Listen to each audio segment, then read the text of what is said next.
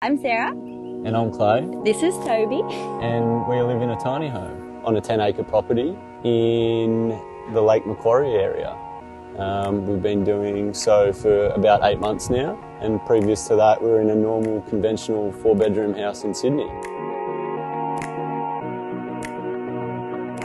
So moving into a tiny house, we really had the opportunity to just figure out what we really needed. You know, you don't need all these things, you know, in everyday life.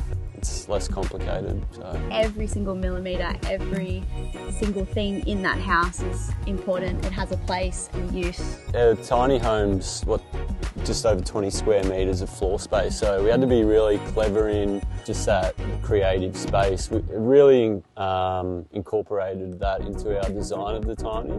We build our tiny homes really to create a lot of space within structures that you use all the time, like stairs, lounges. You don't need a 2.4 high roof to lay down in a bed. We can have all the functionality that you would have to be able to live in a normal house inside a tiny home. Most of our storage is within our stairs. Our fridge lives within our stairs. We have our hanging space in our stairs, shoe cupboard in our stairs. So we spent just over $100,000 on The tiny itself. the house itself. That outright cost has meant that we're not paying rent every single week.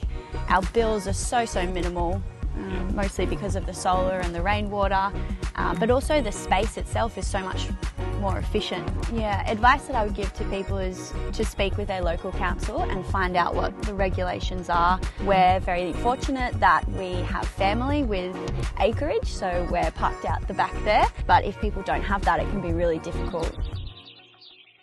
I love being immersed in nature. I think by virtue of living in a tiny house, you appreciate the outdoor space so much more. So a non-negotiable for us in the design of our house was a huge window. You know, we live in this beautiful 10-acre property, and we wanted to be a part of that when we're inside the tiny. So if it's something that you want to do, don't be afraid of doing it just because it's outside of the norm. We are two pretty normal people, and it was something that we've been able to make possible and make happen, and I think it's been a really good decision for us.